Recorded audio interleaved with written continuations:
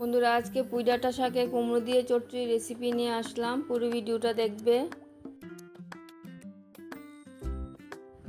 ভিডিওটা দেখতে দেখতে অবশ্যই একটা লাইক দিয়ে দেবেন। প্রথমে তোমাদের সাথে শেয়ার করে নিচ্ছি সিমের বিচি অনেক দিন ধরে কিভাবে সংগ্রহ করে রাখতে পারবে। এগুলি হচ্ছে আমার গত বছরের সিমের বিচি, আর এগুলি হচ্ছে এইবারের সিমের বিচি। সবগুলি সিমের বিচি ভেজে নেব। প্যানের মধ্যে বালি দিয়ে দিলাম, বালির মধ্যে সবগুলি ভেজে নেব। বালিটা গরম হয়ে গেলে সিমের বিচিগুলি দিয়ে দিচ্ছি। এভাবে তোমরাও বালির মধ্যে সিমের বিচি ভেজে নিতে পারো। এভাবে সিমের বিচি ভেজে রাখলে সিমের বিচির মধ্যে পোকা ধরবে না। আর তোমরা যে কোনো কিছু রান্না করতে চাইলে সিমের বিচি দিয়ে রান্না করে নিতে পারবে। গ্যাসের আঁচটা মিডিয়ামে রেখে সিমের বিচিগুলি ভেজে নিয়েছি। সিমের বিচিটা ভাজা হয়ে গেছে, বালি থেকে তুলে নেব। সবগুলি সিমের বিচি তুলে নিয়েছি। ঠান্ডা হয়ে গেলে ডাব্বার মধ্যে ভরে রাখবো। সিমের বিচিগুলি এইভাবে মুখটা ফেটে গেছে।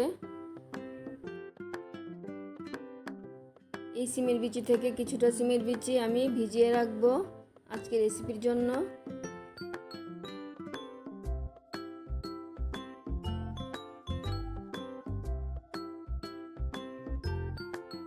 আর বাকিগুলি রেখে দিলাম। সিমের বিচিগুলি ভিজিয়ে রেখে দিলাম। বাকি আগের বছরের দুইটা সিমের বিচিও দিয়ে দিলাম। পুঁই ডাঁটা শাক নিয়ে নিলাম আর কুমড়ো নিয়ে নিলাম। সবগুলি কেটে নেব। পুঁই ডাঁটা শাকগুলি কেটে নিয়েছি, ভালো করে ধুয়ে নেব। কুমড়োটাও কেটে নিয়েছি, একটু বড় বড় করে কেটে নিয়েছি।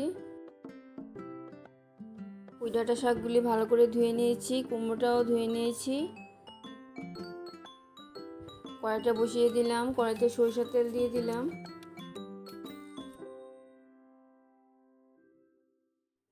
পুঁই ডাঁটা শাকের চচ্চড়িতে কী কী দেব ফোড়নটা তোমাদেরকে দেখিয়ে দিচ্ছি। 5 ফোড়ন, তেজপাতা, শুকনো লঙ্কা আর কাঁচা লঙ্কা চিড়ে নিয়েছি। তেলটা গরম হয়ে গেলে প্রথমে 5 ফোড়নটা দিয়ে দিচ্ছি। এরপর শুকনো লঙ্কা, তেজপাতাটা দিয়ে দিচ্ছি।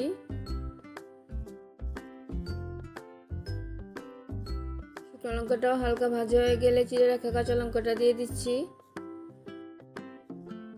তেলের মধ্যে কাঁচা লঙ্কা চিড়াটা দিলে ফ্লেভারটা ভালো আসে। কাঁচা লঙ্কাটা ভাজা হতে হতে পুঁই ডাঁটা শাকটা দিয়ে দিলাম। পুঁই ডাঁটা শাকটা দিয়েও কুমড়োটা দিয়ে দিলাম।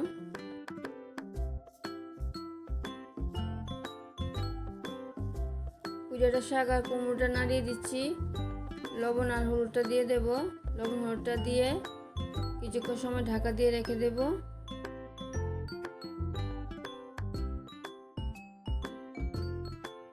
লবণ আর হলুদটা দিয়ে দিচ্ছি, ভালো করে নাড়িয়ে দেব।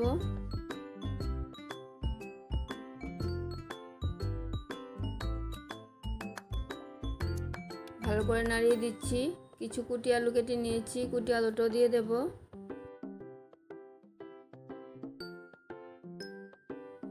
আলুগুলিও ভালো করে মিশিয়ে ঢাকা দিয়ে রেখে দিলাম।